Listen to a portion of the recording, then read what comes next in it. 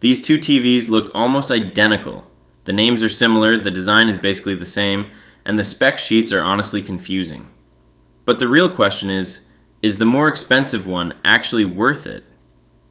I've used the QM8K for months and recently spent real hands-on time with the QM9K. And now I'm going to tell you the real differences, not the marketing. If you don't want to waste your money, don't skip this video. I've been a QM8K user for a few months now. Got some hands-on time with the QM9K recently too. Here's what I think. Just make sure to follow our official links for the latest discounts. The brightness thing. Everyone wants to talk about brightness first, so let's just get into it. QM9K goes up to 6,500 nits. At least that's what TCL says. In actual testing, it's more like 4,000 to 4,400 depending on the content and who's measuring. Still crazy bright. Is that difference noticeable? Yeah, it is sometimes. Watch the same HDR demo on both. The QM9K definitely had more pop in the highlights. Sunlight looked more intense. Explosions had more of that sear quality. But here's the thing, and I want to be clear about this. The QM8K is already brighter than like 95% of the TVs out there. We compare extremely bright to insanely bright. For most living rooms with normal lighting, you're not going to feel deprived with the QM8K. You're just not. If your room is basically a greenhouse with windows everywhere and you watch during the day a lot, then okay, the extra brightness helps. Otherwise, it's kind of a wash. I should mention both use quantum dot. Rich colors, wide color gamut, all that good stuff. Reds look red, blues look blue, greens don't go all neon and weird. TCL has gotten really good at this part. Neither TV disappoints on color, like at all. The dimming zones. QM9K has more, like a lot more.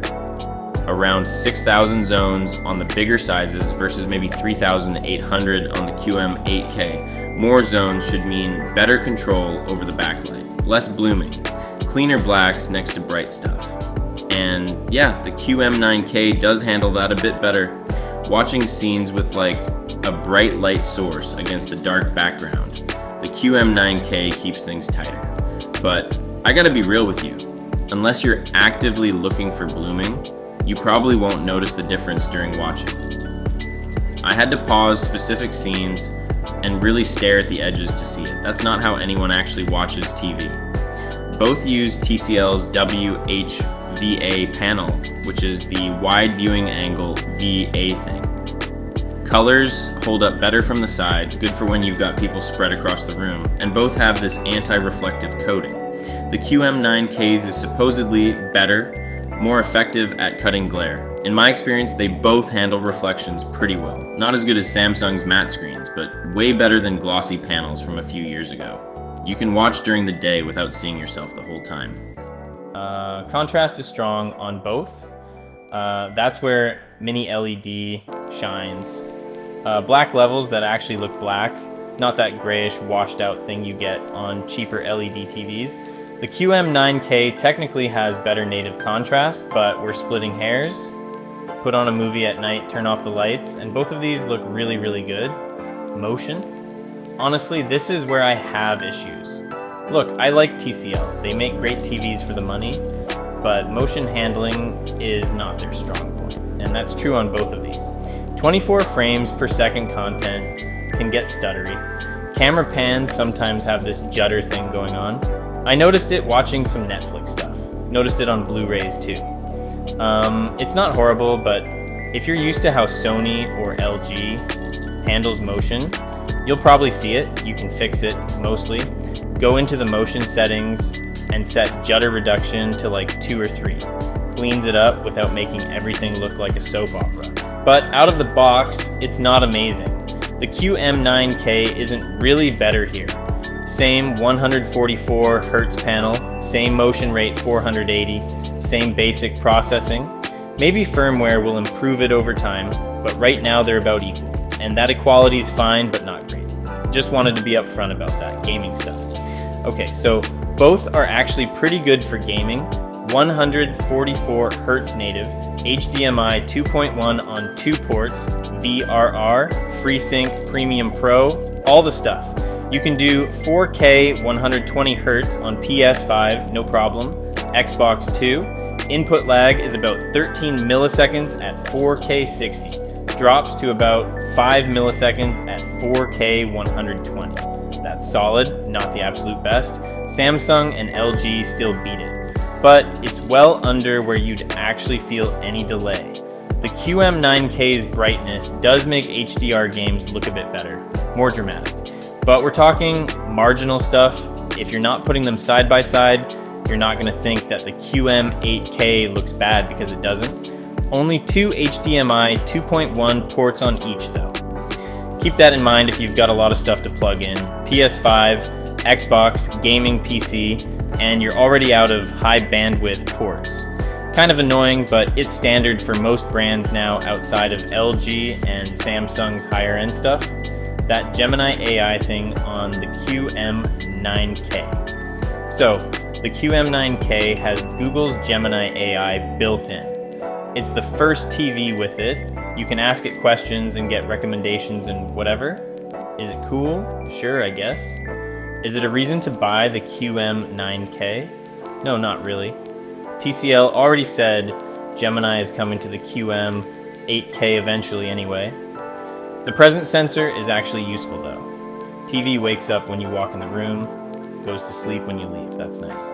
QM8K doesn't have it. Both support basically every HDR format: Dolby Vision, IQ, HDR10+, HDR10 HLG. You're covered no matter what streaming service you use or what discs you're playing. The IQ part adjusts based on room lighting, which is neat. Works pretty well in my experience. They both run Google TV, same interface, same apps, same everything. Same work with Alexa, Google Assistant, HomeKit, AirPlay 2 if you're in the Apple world, Chromecast, built-in 2, cast, audio. Both have the Bang and Olufsen branding. Both sound okay. The QM9K sounds a little fuller with more bass apparently. Some reviewers mentioned that. Dialogue comes through clear on both, which is the main thing honestly. Dolby Atmos support, DTS the usual. There's this Biosonic, interface thing in the settings where you move a cursor around between relaxed and energetic and warm and bright to tune the sound. Kind of gimmicky, but it works, I guess. Better than just having preset EQ options. The QM9K has slightly better speakers, no question. More oomph, up-fire drivers for height effects. But these are still TV speakers here. Here's my thing. If you care enough about audio to notice the difference between these two sets of built-in speakers, just buy a soundbar. Seriously, a $200 soundbar will destroy both of them. Don't make audio a key factor here. Design, they look basically the same. Thin bezels, slim profile, premium-ish. The TCL team has a name for it. Zero border. The QM9K has slightly nicer materials. Aerospace-grade aluminum, apparently. Brushed metal finish that catches the light nicely. Remotes are similar too. The QM9K's remote has a more premium feel, a bit more weight to it. Both have backlight, Netflix, Prime, YouTube buttons on both too. Cable management is decent on both. Some clips and channels in the back to route your HDMI cables. Nothing fancy, but it works. Wall mounting should be straightforward. Standard VESA patterns. If you've mounted a TV before, you know what to do. So which one? The QM8K is the smart buy. I'm just gonna say it. You get like 90% of the performance, maybe more, and you save a decent chunk of money. It's bright enough, it's got enough dimming zones, it plays games well, it looks good. Multiple reviewers have called it the best value in TVs right now, and I think they're right. The QM9K makes sense if you go really big, like 85 inches or bigger. At those sizes, the extra brightness and extra zones start to matter more. Or if you're putting this in a super bright room, or if you just want the best and the price doesn't bother you. But for most people watching in most rooms, QM8K, that's the one. Links are in the description if you want current pricing. Go see what deals are running. Thanks for watching. Hit subscribe if this helped and keep it valid.